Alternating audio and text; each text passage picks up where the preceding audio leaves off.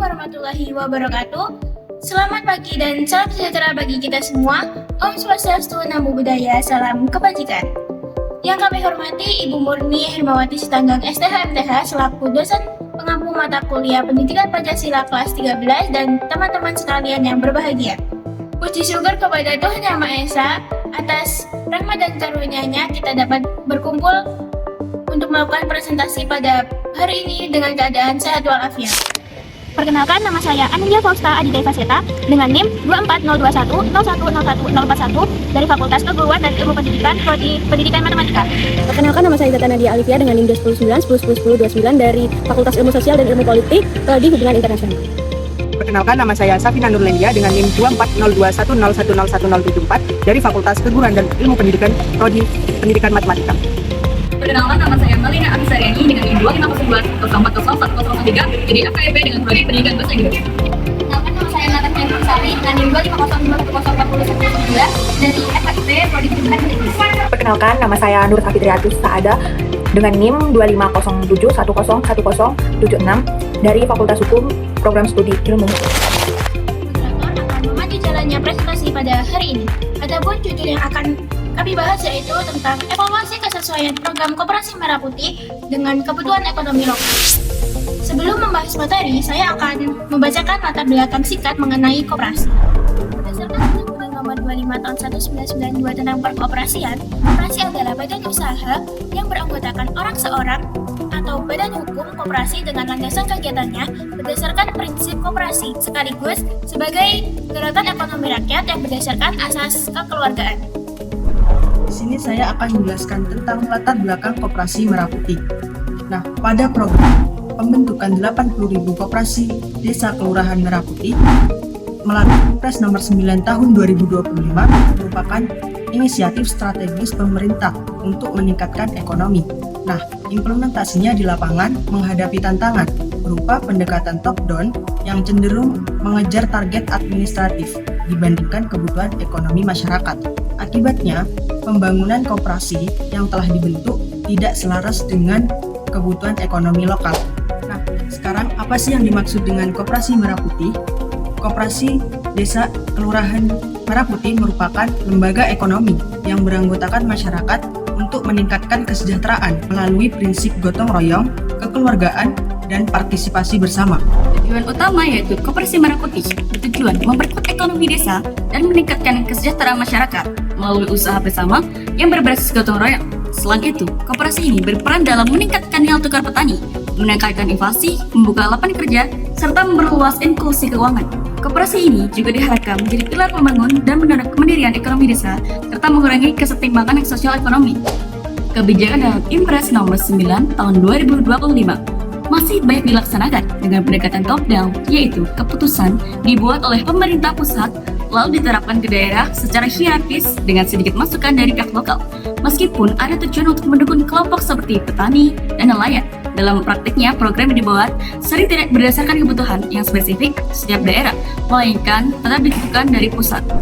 Selanjutnya kita akan masuk pada inti pembahasan yaitu mengenai kebijakan Instruksi Presiden Nomor 9 Tahun 2025 tentang pembentukan, pengembangan, dan juga revitalisasi Koperasi Merah Putih secara nasional.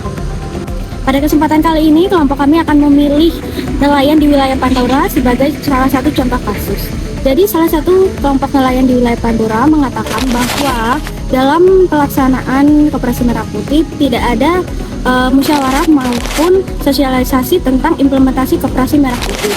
Kemudian, desain koperasi yang direncanakan oleh pemerintah adalah dengan bentuk usaha seperti apotek maupun perbengkelan dengan skema pembiayaan perbankan secara terpusat. Padahal nelayan kecil di wilayah Pantura menggunakan koperasi sederhana dengan pembayaran 50.000 dan simpanan 10.000 per harinya untuk bertahan dari tekanan ekonomi seperti hutang dan dampak banjir. Akibatnya, program berpotensi tidak dimanfaatkan secara optimal karena dianggap tidak menjawab kebutuhan dari masyarakat lokal dan juga tidak sesuai dengan kapasitas nelayan kecil khususnya di wilayah Pantura. Kasus ini menunjukkan bahwa pendekatan ekonomi top-down yang tidak adaptif dapat menghambat fungsi koperasi sebagai instrumen penguatan lokal meskipun kebijakan yang dibuat telah menargetkan sektor yang tepat. Meskipun Inpres nomor 9 tahun 2025 berhasil memicu pertumbuhan jumlah koperasi secara masif, tetapi muncul ketidaksesuaian yaitu masalah utama saat ini, penerapan model koperasi top-down yang seragam tanpa mempertimbangkan karakteristik ekonomi unik tiap desa. Meskipun jumlah koperasi meningkat pesat, banyak unit usaha yang menjadi tidak relevan karena masyarakat kurang dilibatkan dalam perencanaan.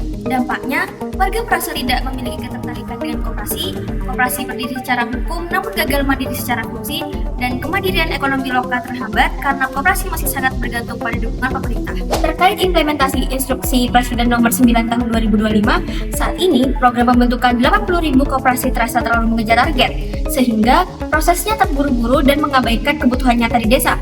Banyak koperasi dibentuk tanpa analisis potensi lokal yang matang. Sebagai solusi, diperlukan reorientasi kebijakan dari aspek kuantitas menjadi kualitas. Proses pembentukan koperasi harus didasarkan pada karakteristik dan kebutuhan nyata masyarakat desa. Dengan perencanaan yang matang dan partisipatif, koperasi akan memiliki fondasi yang kuat untuk berkembang secara berkelanjutan. Selanjutnya, mengenai Permenkop nomor 2 tahun 2025. Kendala utamanya adalah kesiapan SDM dan infrastruktur. Banyak pengurus yang belum melek teknologi, ditambah lagi akses internet yang belum merata. Akibatnya, sistem seperti SIM Kopdes tidak berjalan maksimal, dan koperasi akhirnya terus bergantung pada bantuan pemerintah daripada mandiri. Solusinya yaitu melakukan penguatan kapasitas SDM secara sistematis melalui pelatihan intensif manajemen keuangan dan tata kelola digital. Dengan transformasi SDM yang unggul, koperasi akan mampu berkembang menjadi lembaga ekonomi yang profesional, adaptif, dan mandiri. Kesimpulannya, dari program kerja Koperasi Merah Putih menjadi fondasi penting untuk menjaga keseimbangan dan keberlangsungan program koperasi di tingkat desa. Program Koperasi Merah Putih memiliki tujuan yang baik untuk meningkatkan ekonomi desa. Namun, dalam pelaksanaannya atau dalam implementasinya pasti menghadapi berbagai kendala seperti terlalu fokus dalam target jumlah, kurangnya analisis potensi lokal, keterbatasan SDM, dan teknologi. Maka dari itu diperlukan perbaikan dalam perencanaan, peningkatan kualitas sumber daya manusia, serta penyesuaian dengan kondisi desa agar Koperasi Merah Putih dapat berjalan secara optimal, mandiri, dan berkelanjutan. Masih terdapat sejumlah permasalahan yang perlu dikritisi. Salah satu yang menjadi perhatian adalah pendekatan yang digunakan dalam pelaksanaan kebijakan ini. Pendekatan top-down dalam program Koperasi Merah Putih cenderung menekankan pencapaian target pembentukan koperasi secara kuantitatif dibanding dengan kualitasnya. Fokus pada kuantitas ini menyebabkan minimnya musyawarah, sosialisasi, dan pendampingan di tingkat lokal.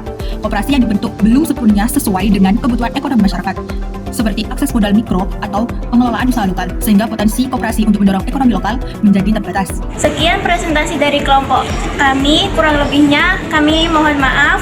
Wassalamualaikum warahmatullahi wabarakatuh.